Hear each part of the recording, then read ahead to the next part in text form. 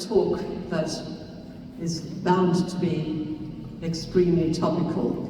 I think it was even when we invited our speaker, but the last few days have told us that the United Nations is very central in people's thoughts at the moment. And we have an expert speaker to tell us about it. Our speaker today is Ian Martin, who has worked for the United Nations for over 20 years and is currently chair of the Board of Trustees of the United Nations Association of the UK, and he's also a former Secretary General of Amnesty International. And he's going to talk to us about, or answer the question, what future for the United Nations?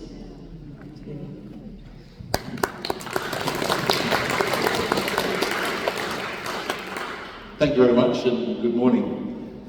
In fact, I think when Anne Wayne and I agreed on this date, I at least didn't realise that it would be during a high-level week at the United Nations General Assembly. I should have realised, because I've suffered through high-level week at the United Nations a number of times, and it's the worst possible time to be in New York unless you happen to be President of the United States or at least some other head of state or government.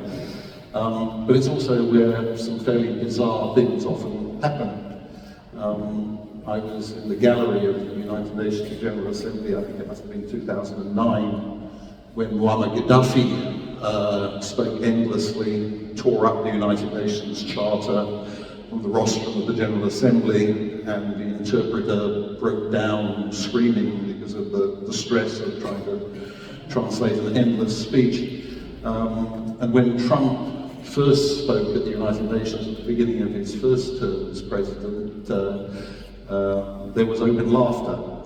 But I'm afraid there wasn't any laughter this Tuesday, nor would laughter really have been the appropriate response, because it was, I think, a very serious moment in the state of world affairs with big implications for the United Nations.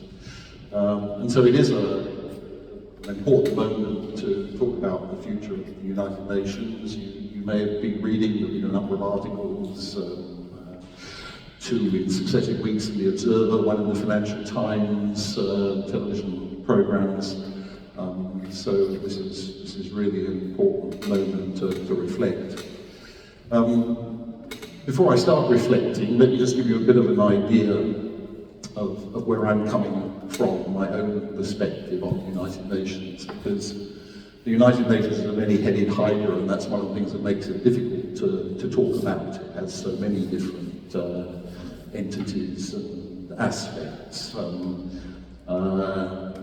My first engagement with the United Nations was indeed when I worked for Amnesty International, and it was with the United Nations human rights system, where Amnesty played an extremely important role, both in promoting the further development of international human rights standards, as well as feeding into the United Nations human rights system information regarding the human rights situation in different countries around the world. So I came first to know what was then the Commission on Human Rights, now the Human Rights Council, and the important role the UN played in human rights. Although that also took me, my Amnesty role, to engage with the political parts of the United Nations in New York, because of course country human rights situations are a product of their politics and of conflicts, and therefore the way the United Nations is trying to address those conflicts was crucial to us.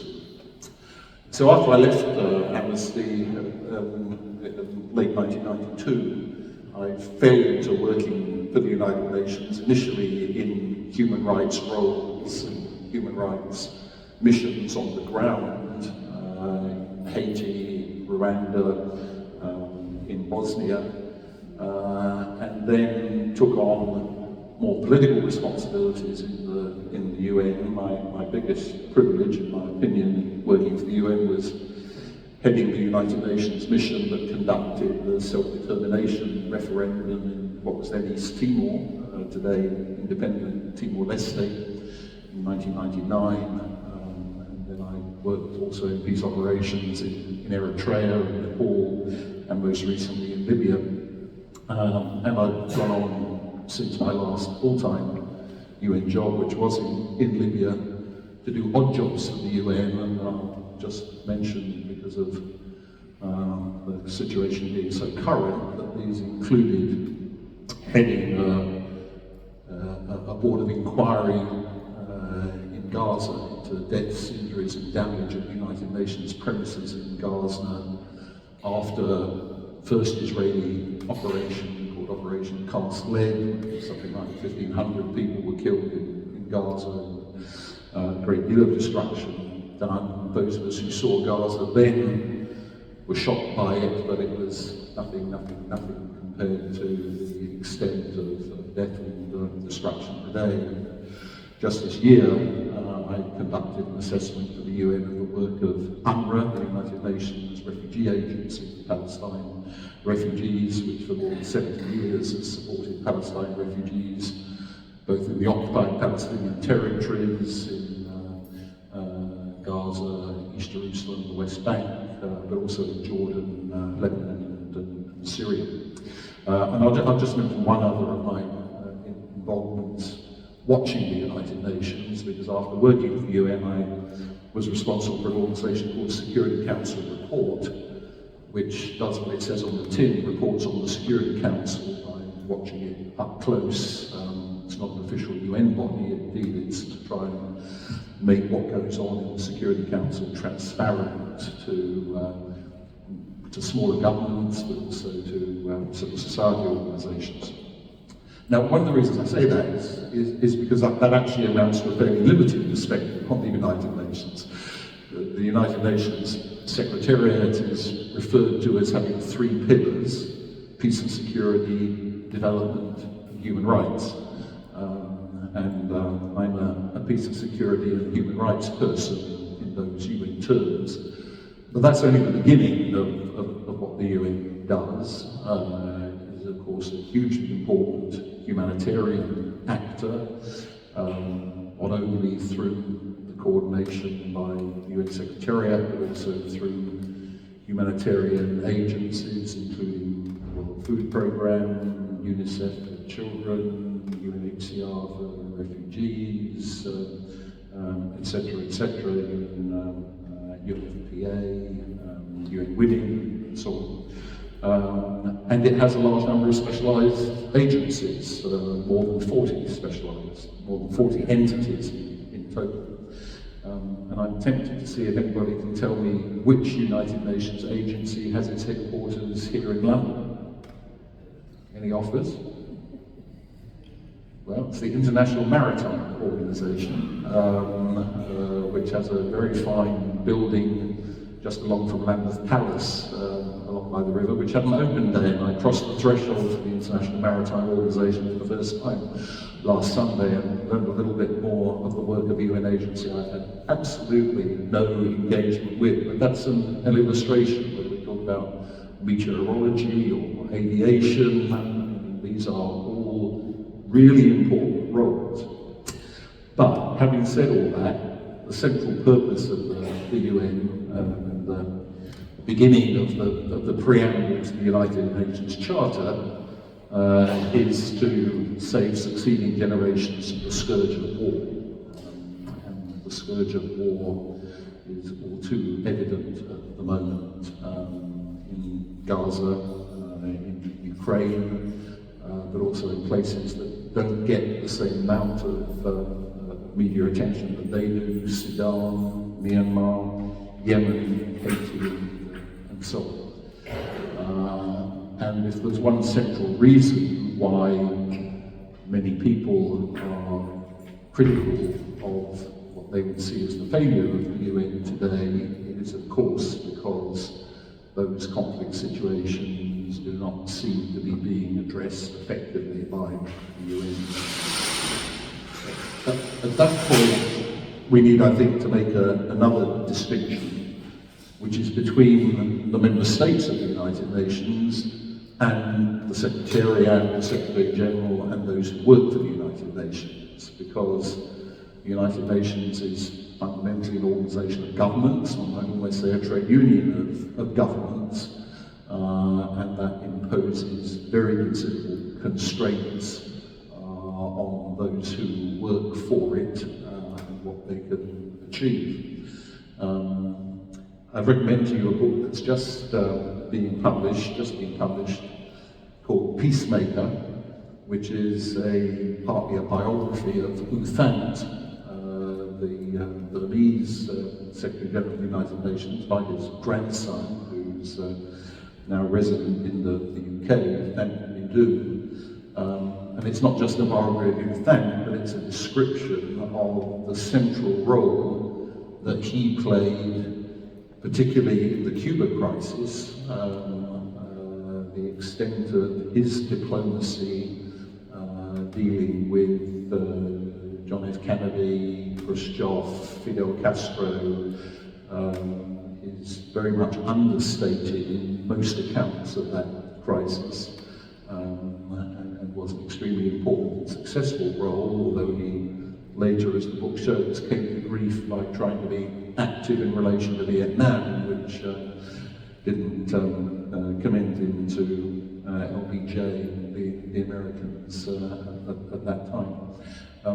But I mention that because I think a lot of people would say, where is the UN Secretary General today in these conflicts? And people remember too when Kofi Annan went to Baghdad, very much against the wishes of the Americans, to try to head off the eventual invasion of Iraq. And the Secretary General does have, under the Charter, the Secretary General is not just the Chief Administrative Officer of the United Nations, he is one of the organs of the United Nations. He has an independent political role, but one which is extraordinarily difficult to play within the constraints of current politics, because the fundamental problems at the moment are the divisions between member states, particularly the divisions between key member states on the United Nations Security Council. I was fortunate to start the jobs I did for the UN in what was in many ways its best period. The Cold War came to an end.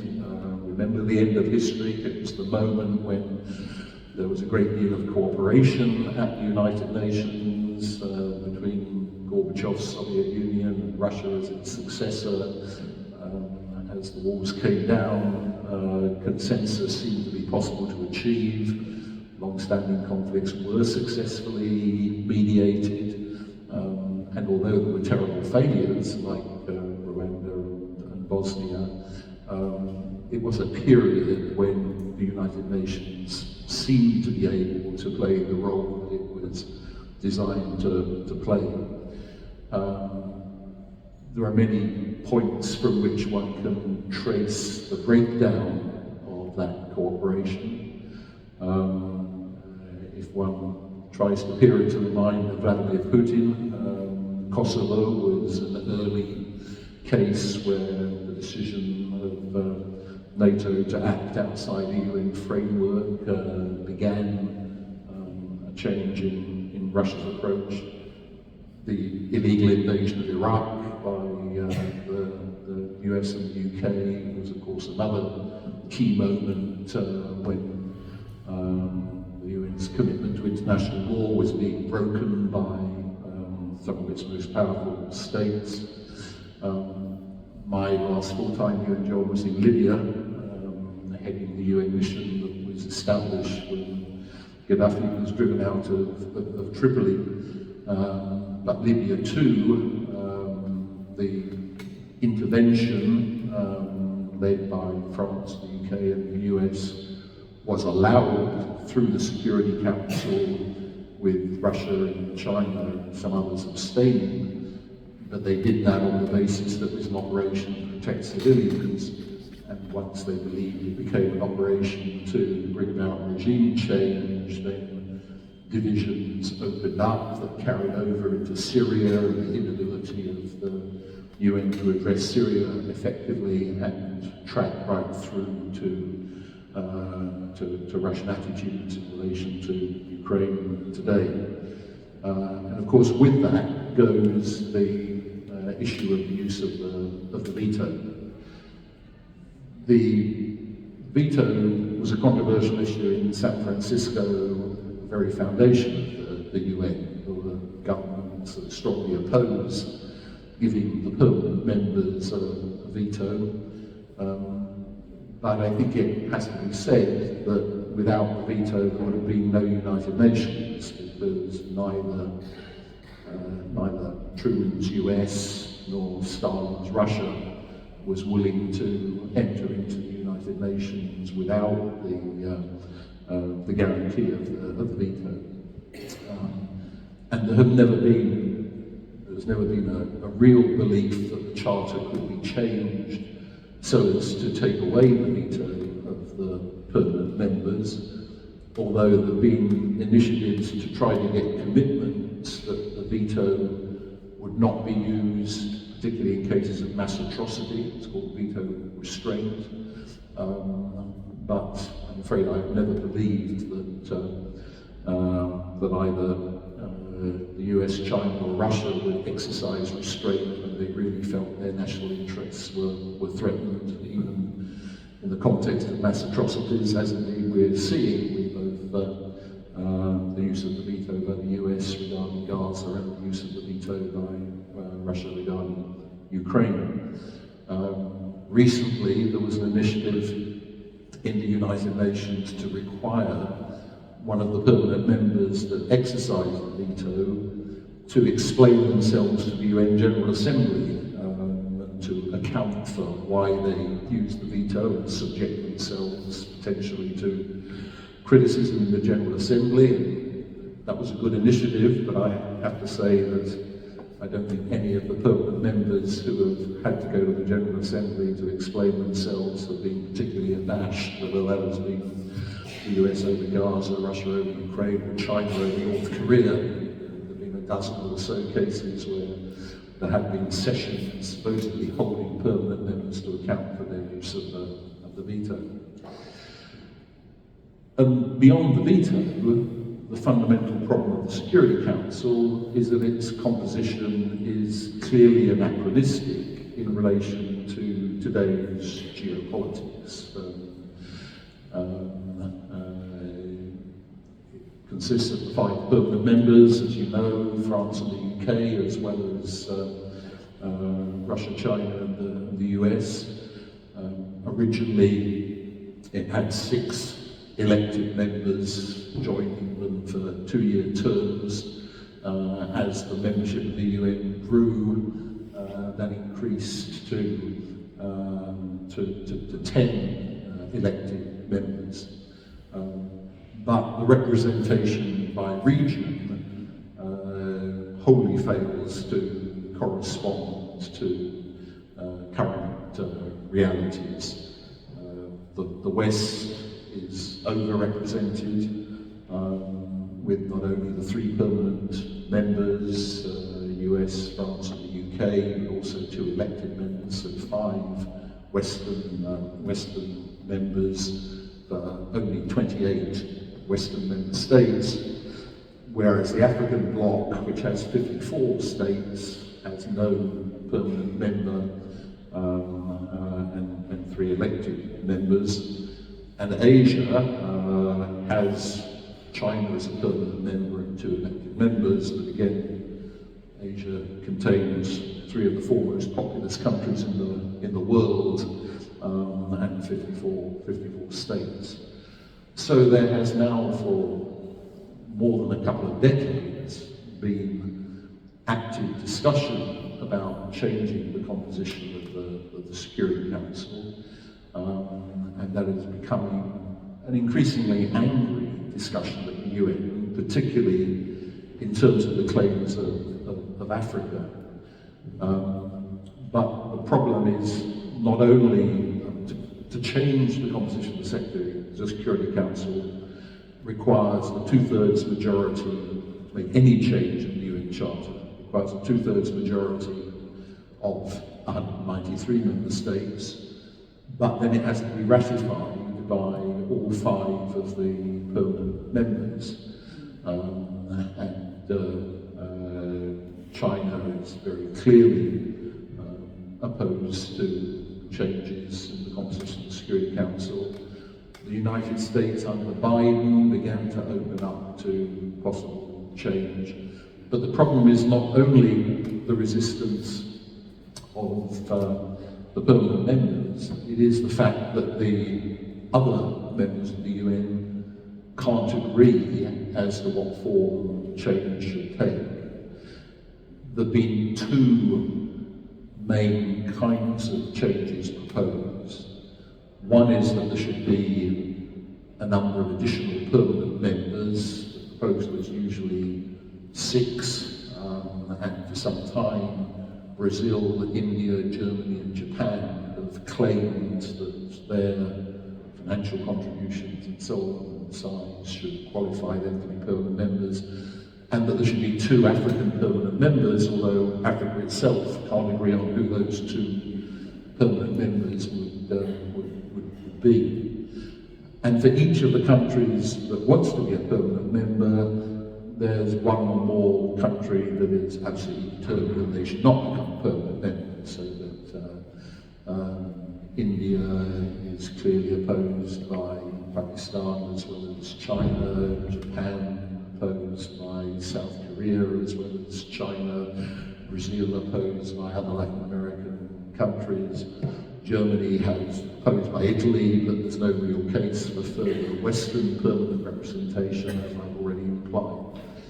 So the other proposal is to increase the elected membership, and at the same time give those elected members longer terms, because if an elected member is only on the Security Council for 2 years, they're at a huge disadvantage compared to the permanent members. So maybe 4-year terms, and maybe the possibility of re-election. But this debate goes on and on, with, I think, increasing urgency and anger from the underrepresented. But in the meantime, it adds, of course, to criticism to a failing Security Council doesn't represent today's world. That said, if we had a different, enlarged Security Council with better regional representation, that doesn't mean that it would more easily agree on the way forward on some of today's conflicts, but it would at least be reflecting today's reality. And then we come to the US. The UN in many ways was the US creation more than anyone else's. The preparatory work that was done by Roosevelt and his team and then taken over by Truman was central to the establishment of the UN, despite important roles played by others, including the UK. The US has always been a fairly transactional member of the UN. I'm not sure you could ever say that it's been a wholehearted multilateralist, even at its sort of best moments under Obama, for example, which was perhaps the most multilateralist the US has actually been in its behaviour at the UN. But now we have the ultimate transactionist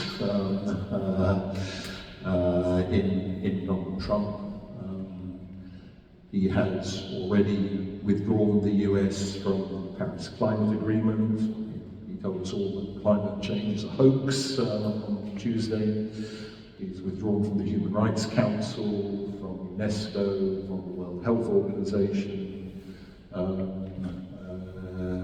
More than that, US funding has been drastically cut, so the UN humanitarian agencies are at the moment suffering cuts of anywhere between 20 and 40% in their budgets and staffing. and we don't even yet know the full extent of how the finances of the UN itself, the regular budget, the central budget that pays for the UN Secretariat, is going to be cut by the Trump administration. In an attempt to get out ahead of that, the current Secretary General, Antonio Guterres, launched an initiative he called UN80, a reference to this being the 80th anniversary of the UN, which has focused on the proliferation of mandates, the proliferation of entities and agencies, to look at possible mergers of UN entities, but it is being very much seen as essentially a cost-cutting exercise, and the staffing of the United Nations Secretariat in New York has already been cut by 20%, and that may not be adequate to reflect the financial crisis that will come when Trump finally decides on the extent of funding that the US will or won't continue to provide to the UN. But this is a very important moment too in terms of debate about UN reform, because probably the main moment when reform discussions open up at the UN is when there's a new Secretary General. It's hard for someone close to the end of his term. The current Secretary General has one more year next year, but next year a new Secretary General will be chosen, and in the course of discussions around the choice of that person, there will be a lot of discussion as to what their priorities ought to be and what changes they ought to be expected to introduce.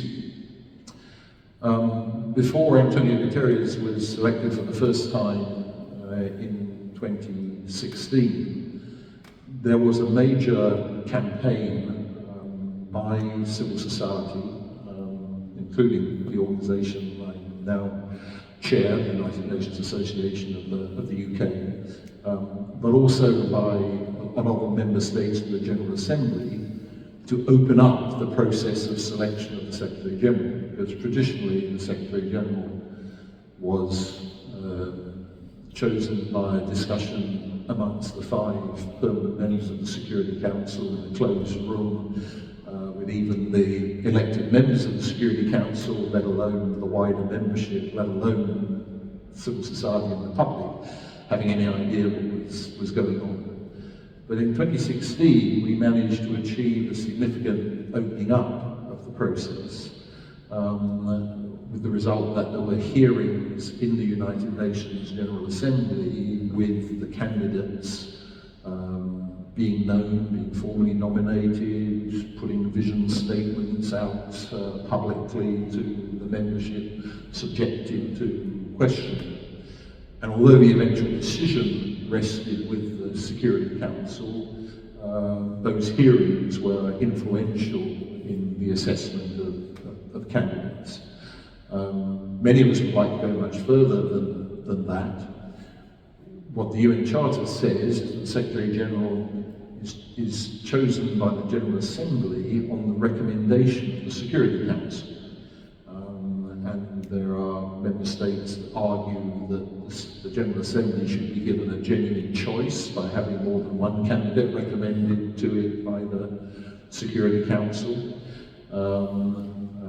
Some of us have long been in favour of Secretary Generals only having a single term, because the power over them from the permanent members partly comes from their desire to be re-elected for a second term. So there's an active debate still about how the process will operate next year. But I have to say that I'm not very optimistic, because at the end of the day, the 5 permanent members do have a veto, and therefore the Secretary General probably has to be someone who is acceptable to Trump, Xi and Putin. And I don't think we can say they are looking for a strong, independent, courageous Secretary General. There's a very strong campaign. There was already a campaign in 2016, but even stronger this time, that there'll be a first woman Secretary General. And I think it's really very likely choice will be made amongst women candidates, particularly from Latin America, because there's a degree of regional rotation, not formally enshrined, but by agreement. But next year is going to continue to be a very important year for debate about the future of the UN, caught between the financial crisis, the United States gone rogue, the election of the new Secretary General, and we have to say, world disorder. It's not only in relation to the selection of the Secretary General, but there's a push for more power to go back to the General Assembly rather than to the Security Council. But the General Assembly is both constrained in the actual powers it has under the Charter, arguably it doesn't use its powers to the full, but it's also 193 member states, and getting effective agreement out of the body that large is difficult.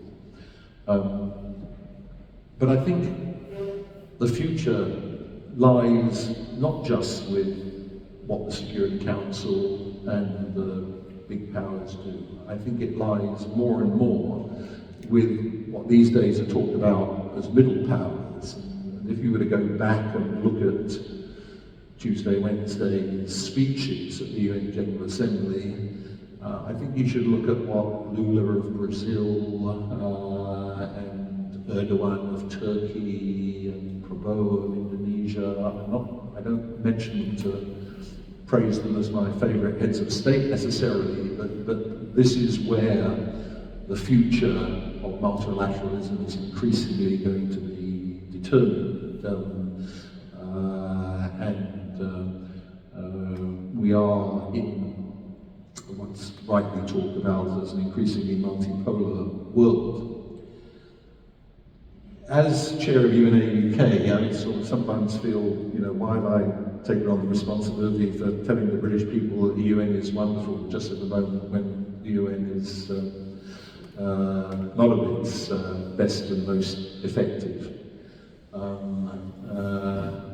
And it's not to celebrate the 80th anniversary of the United Nations, but it is to say that the need for multilateralism is probably greater than it's ever been, not only in relation to addressing conflicts, not only in relation to addressing nuclear proliferation, which is, I'm afraid, back on the international agenda more than it has been for some time, but also nutrients, also climate, also regulation of artificial intelligence. And so I think the case that multilateralism is crucial is stronger than ever. It is going to be difficult to do it with the US gone rogue, but it can be done without the US. And there are some contexts already, agreements on health, where the US standing aside has made agreement among other states actually easier than the US. And some people now talk about minilateralism, multilateralism among a limited number of actors. And some of that may, of course, move outside a UN framework. But at the end of the day, you can talk about the G7 and the G20 and the Shanghai Cooperation and whatever else. But the UN is, as Antonio Guterres once said, the G193. And there will always be a crucial need for a forum that includes all member states, where the smallest of member states can combine with others to have their say. And so I think this is a period when I hope UNA UK can recruit all of you to try and make sure that UK government plays a role not to please as the loyalist supporter of the United States on the UN Security Council, but as willing to stand up to the United States and stand up for the values of the United Nations Charter and international law to which we are supposed to be committed. Thank you.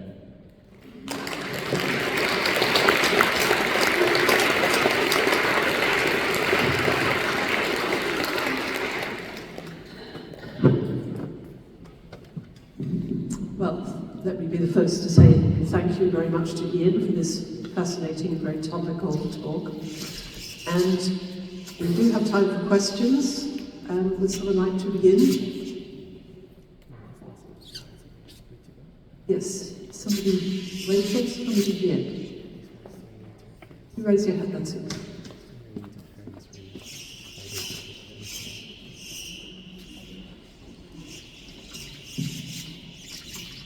Thank you very much for an interesting talk and obviously very topical. You mentioned America have cut the funding. How is the United Nations funded and what is the annual budget? Do you know? Offhand, I'm afraid I can't tell you the annual budget, but I can tell you how it's funded. And, the answer to that is complicated. The core budget of the UN, which is referred to as the regular budget, has a system of assessment which is negotiated among member states, but is supposedly based on their GDP, on their ability to pay. And that changes over time, so that whereas the United States at one time was over 30% of the budget, the United States proportion has gone down somewhat. That of China, obviously, that's been rising, that of India that's been rising. So that's the regular budget, and that is an obligation. And it will be very interesting to see what the US does with its regular budget contribution, because if a member state doesn't meet its commitment to pay its share of the regular budget for 2 years, it is supposed to lose its vote in the General Assembly. But facing down the US and depriving it of its vote would be controversial to say the least.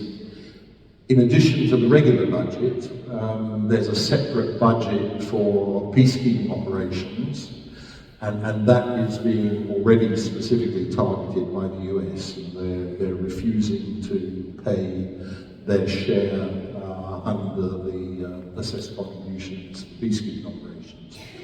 But then you move into UN agencies that are funded by voluntary contributions. So once you come to the UN Development Programme, or the High Commission of Refugees, or UNESCO, or UNICEF, these are all funded by voluntary contributions. And most of them, the US was a major contributor. Much of it through USAID, which, as we know, has virtually collapsed as part of the Trump administration, but in other ways as well. So each of the agencies are sort of struggling with their own financial situation. We should say that the problem is not only the cuts in US funding, because as we know, our own government has cut its aid budget dramatically, in fact, just at a time when one would have hoped that the UK and other donors might have been able to pick up some of the most crucial things that were being defunded by Trump and others. And in general, Western aid budgets are all declining. The gap in humanitarian funding is now, if you look at the need to feed Rohingya refugees in Bangladesh, whoever it is, refugees from Afghanistan, I mean, their rations are being cut because the World Food Programme, which is the main agency, or UNHCR, through which that money goes, is cutting its budget hugely. So you might say, are others going to step up? What about China? how much more could it afford to pay. China doesn't do a lot of voluntary funding. It pays its dues, but it doesn't do a lot of voluntary funding. What about the Gulf states? The question that's been preoccupying me in terms of the needs of funding for UNRWA for Palestinian refugees. That it's at the moment there's no sign that anything like the degree of defunding is going to be met from elsewhere. Another one over there.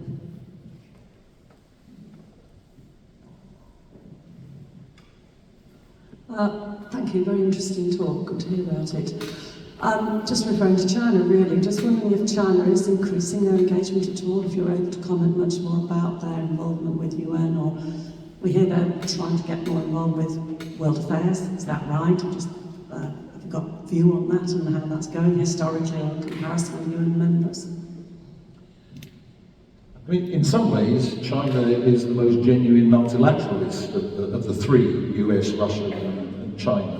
They are very committed to the UN in terms of their own interests. I mean, they're not committed to the UN Human Rights Programme, for example, which they in many ways undermine and oppose funding for the human rights elements of UN operations.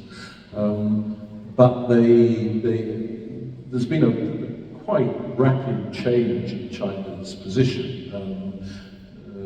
Certainly when I started working for the UN 25 years ago, China was regarded as shy. Deng Xiaoping used to say that China should not be, I've forgotten the catchphrase, but it should play its role quietly. That has radically changed, of course, with Xi Jinping. China is now an extremely forthright and sometimes aggressive actor in the UN Security Council. So the plus side is a clear desire to sustain the UN as an organisation and to play a very active part as a multilateralist. The downside, of course, is that that goes with a strong defence of Chinese interests at the UN, which certainly when it comes to the human rights are constructive. They are perhaps constructive on climate change up to a point. But your question is really one of the most important for the future, because we are going into a world in which China will be more and more central as a force of the United Nations. Thank you. Lady in the green down here.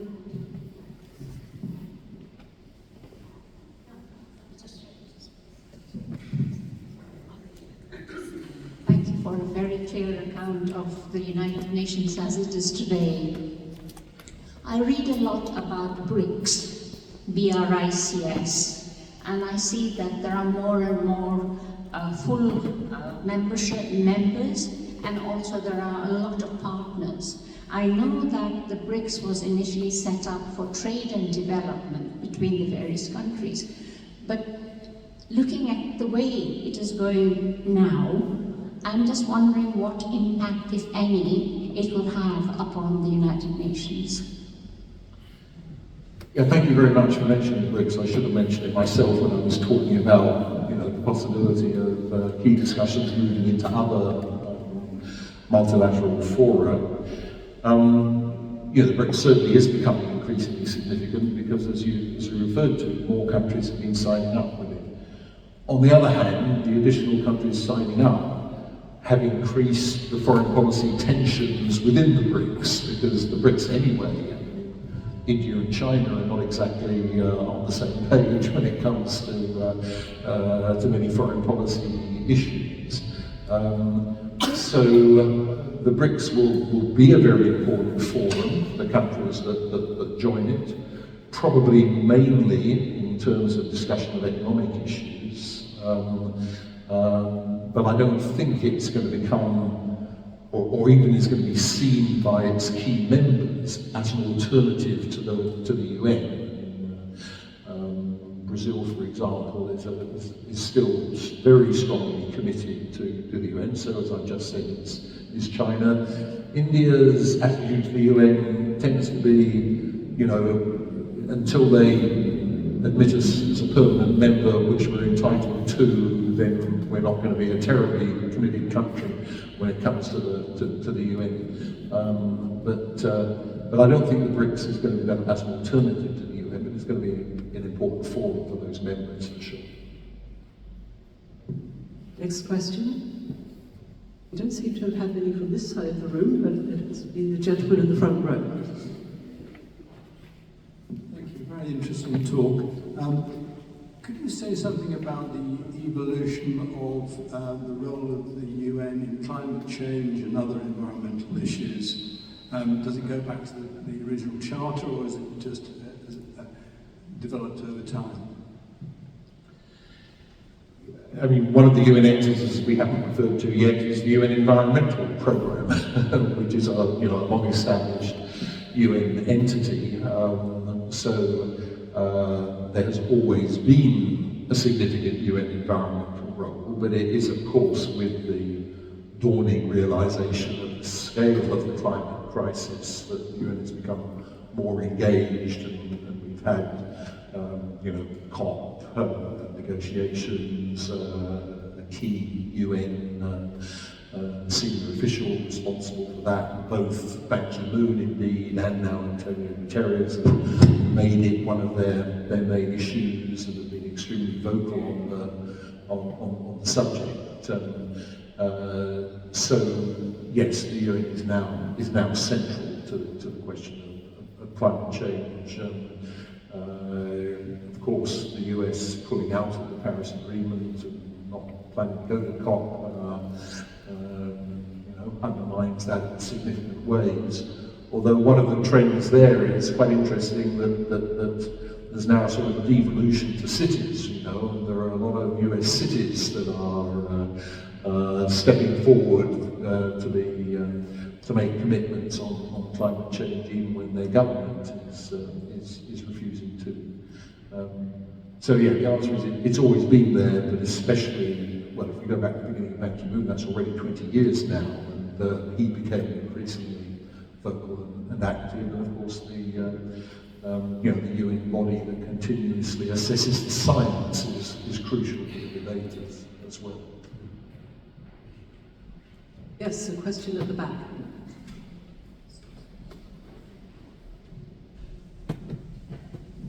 Thank you. Do you think this could be an absolute moment of crisis for the UN? It seems to me with the USA taking the stance that it does on climate change but on other issues as well, and the election of a new Secretary General coming up, this could be really a major global shift in alliances. Surely China is thinking, this is our moment to move through this and split the Europeans from the USA, because that's certainly been the alliance up till now. But with what's being said about climate change, but also the general abuse being thrown at Britain and the rest of Europe by the USA, is this going to drive a real major realignment so that the world we look at in 2 years, not only in the UN, but perhaps exemplified through the UN, might be very, very different in terms of alliances, allegiances, and priorities, and funding? Yes, that's very well said, I think. Our Prime Minister likes to say that we don't have to choose between the United States and Europe, but I think the ability to not go on choosing, given the direction the US is going in, really is not going to continue to exist. And actually, I mean, personally, I don't think the UK and France are really qualified to be 2 of 5 permanent members of the UN Security Council in current geopolitics. But as long as they're there, increasingly they have a responsibility to stand up for let's call them European values as sort of the shorthand when the US, China, Russia and China are going in other directions. Yeah, I think we're at a clearly very sort of fundamental moment. I think we will go on seeing the shift from the Security Council to the General Assembly, as I've already implied. I think the role of middle powers will become crucial there. Brazil is advocating a charter review conference that the UN, there's never been. The charter the UN provides not just for a process for amendment, clause by clause in the way I described in relation to the Security Council, but to call a review conference. And indeed it was originally envisaged that San Francisco would be quite early review conference. There's never been one. Brazil is advocating that. I'm not quite sure what I think of that, because with intergovernmental discussions, if you go into them without having cooked something that is reasonably pre-agreed, your chances of getting something out of them with member states as divided as they are may not be very great. But I think it's very interesting that Brazil is pushing that. So I think the future is hugely unpredictable,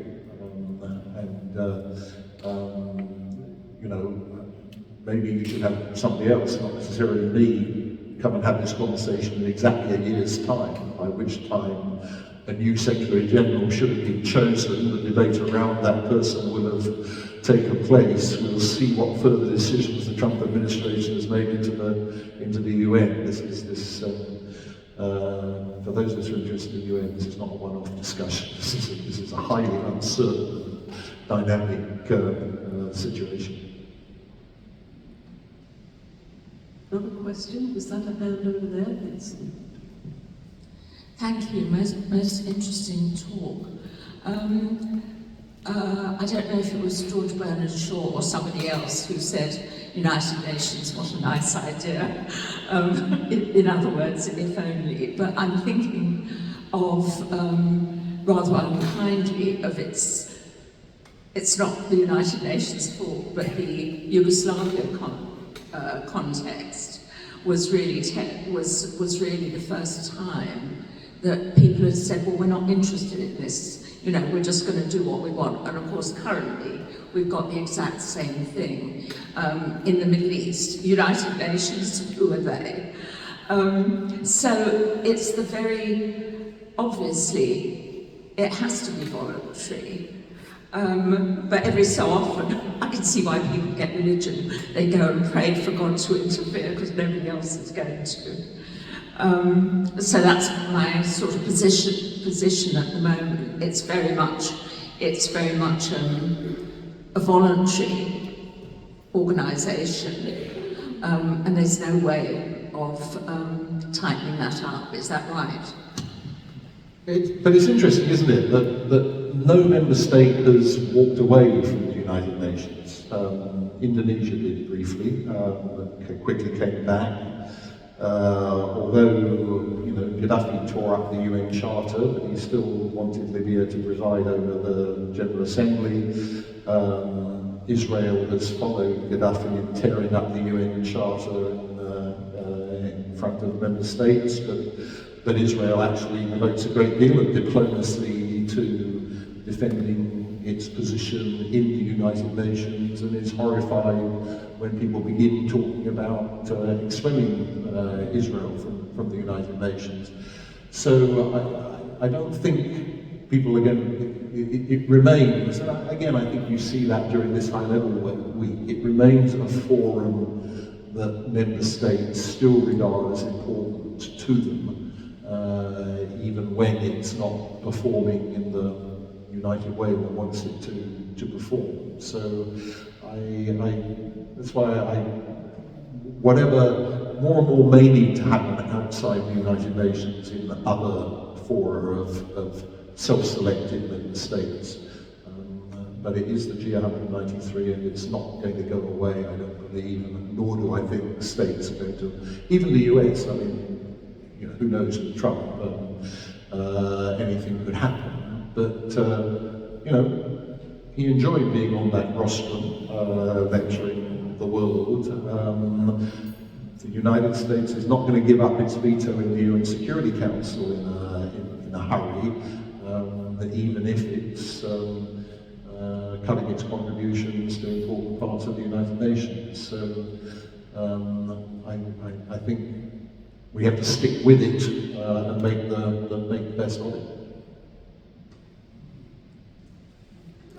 At the back, I can't see quite who it is. Thank you very much for your talk. I'm not sure if you're aware that there is a network within Amnesty International UK that is campaigning to change how the veto power works within the Security Council, so that one veto cannot stop a resolution from passing. I wonder if you think that that's as unlikely a change as the others that you mentioned about the Security Council. Yeah, I am aware of that proposal because, as well as Amnesty International, the southeastern region of UNA is also involved in that discussion, which, as I understand it, would try to, in some way, enable the International Court of Justice to rule on whether a veto is or isn't legal in certain circumstances. You know, I think like all the other proposals to get rid of the veto, it's extremely difficult to know how you get there because of the veto on changing the veto. That's catch-22, isn't it? So I'm actually interested to try and find a little more the nature of that proposal, which I haven't looked at as closely as I would like to. But I don't know really what the way around is the resistance of the veto holders to the veto.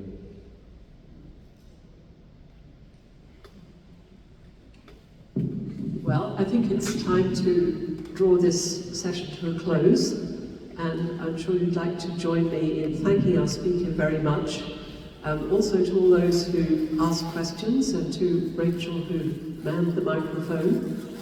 Especially let's thank Ian Martin for a fascinating talk on such an important and topical subject. And as is traditional, I'll hand over our little thank you gift. Thank you very much.